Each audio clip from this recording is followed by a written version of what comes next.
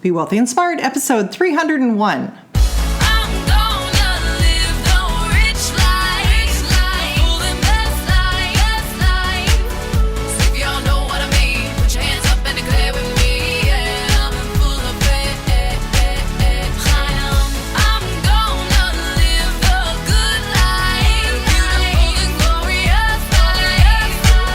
Step into a world of wealth and financial freedom without budgets, boredom, or bosses on Be Wealthy and Smart. And now, here's your host, Linda P. Jones. Welcome to Be Wealthy and Smart. I'm Linda P. Jones, America's Wealth Mentor, empowering women and men worldwide to financial freedom. On today's show, we're going to talk about the difference between being frugal and smart spending. And you're going to learn why frugality is not the way to wealth. Well, sometimes I grow a little bit weary from hearing people advise others to be frugal in order to build wealth. Frugality is not spending money. I actually looked up the definition of frugal because I wanted to see, am I a little bit off base with this? Am I on target? What is the actual definition? Well, in the actual definition are the words skimping, sparing, and meager. So to me, I thought, okay, I am right on target with what people are saying with frugality. Frugality is spending less or spending nothing. If all you do is spend less and spend less and spend less, then pretty soon you're going to be living in the woods. I understand careful spending, and I'm all for that.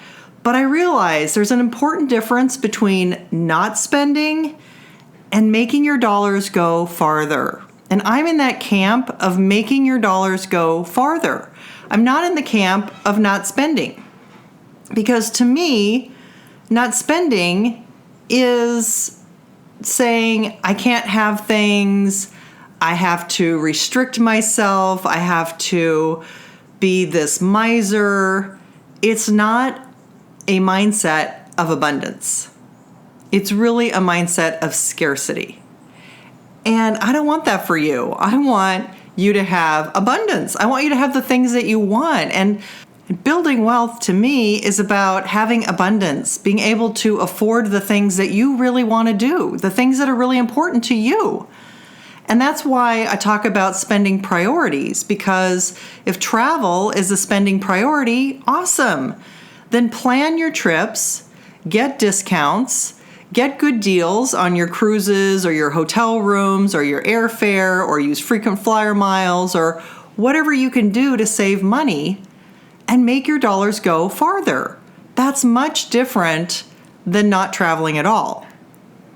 That's much different than not spending at all. And so I've always had this sort of repulsion to people who talk about this not spending as a way to become wealthy. I just don't buy it. Not spending might be a way for people with very high incomes to save money. And by saving a lot of money, they might be able to get to $1 million.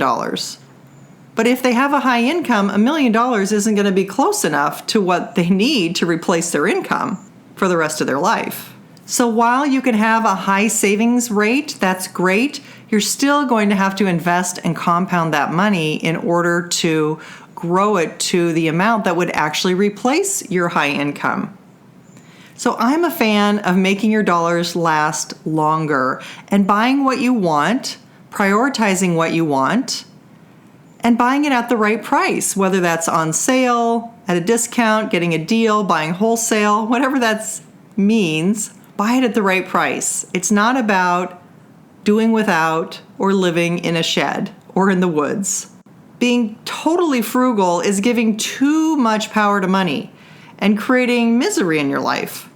By being a miser, I'd rather see you choose a few things you want and find a way to get them at the right price. And I play this game with myself where I try to figure out how to get anything at a discount.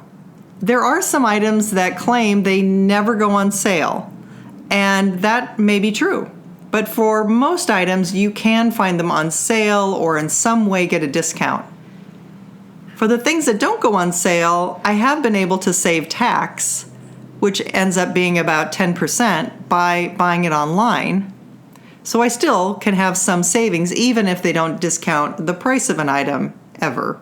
You really want to stay away from spending a lot on things that depreciate in value. I've talked about this a lot. Furniture, cars, any kind of other boats, motorhomes, motorcycles, any other kind of vehicles, things like decorations or holiday items. You know, a lot of people go crazy with those. You don't have to go crazy with those. You can go nicely with some decorations, but you don't have to spend thousands and thousands and thousands and tens of thousands of dollars on decorations. And after all, decorations go on sale 50% off the day after the holiday. So you should be able to get those a lot less expensively anyway. I have a friend who keeps buying furniture and remodeling and then complains that there's never any money. But anytime there's any money, it goes toward furniture and remodeling. And it's a vicious cycle. And it's a downward spiral. So that to me isn't really prioritizing what's important to her.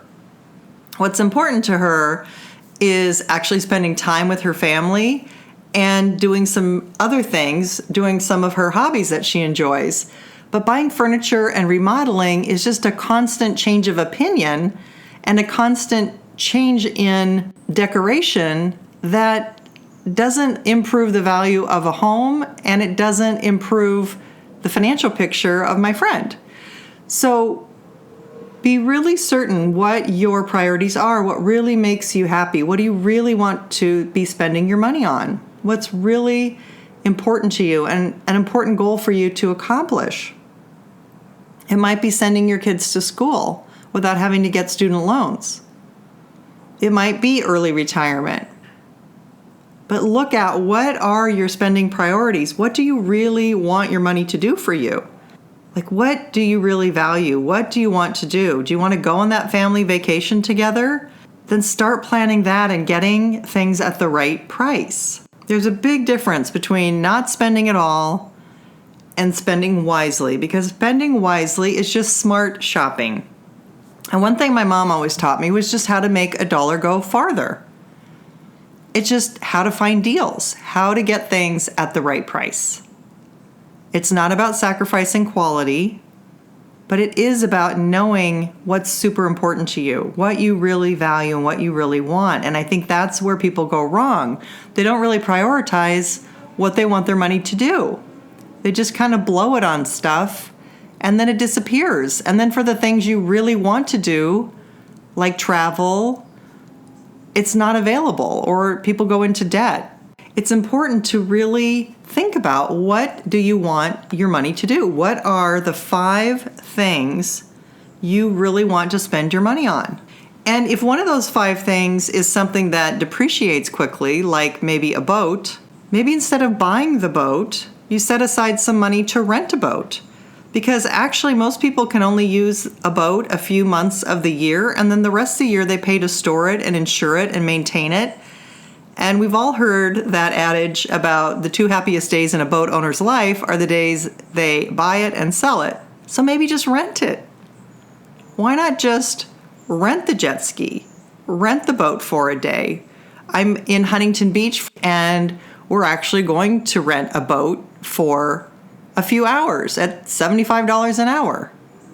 We can go out in the harbor and take our friends out, and that sounds like a great idea to me. I don't want the maintenance. I don't want the headache of trying to store it. I just want to go have the good time on the boat. So that's what we're going to do. So think about, what are your real priorities, and do you need to own that asset? Or is the opportunity cost not worth it? Because that $5,000 or $10,000 that you spent on a boat that's used, while it's still a better deal than buying a new boat, it still has an opportunity cost. It still is money that could be growing for you. And again, it's not about being cheap. It's not about being miserly. It's about making your dollars stretch farther. So I want you to have a shifted mindset about the difference between not spending at all and being miserly and having scarcity in your life, or prioritizing what 5 things are most important for you to spend money on that you really want, that also won't have too high of an opportunity cost, so that you instead can invest the money and grow it and increase your net worth and not have it stuck in a boat or a car or a motorcycle or a motorhome or something like that. So your homework for tonight is figure out, what are your spending priorities?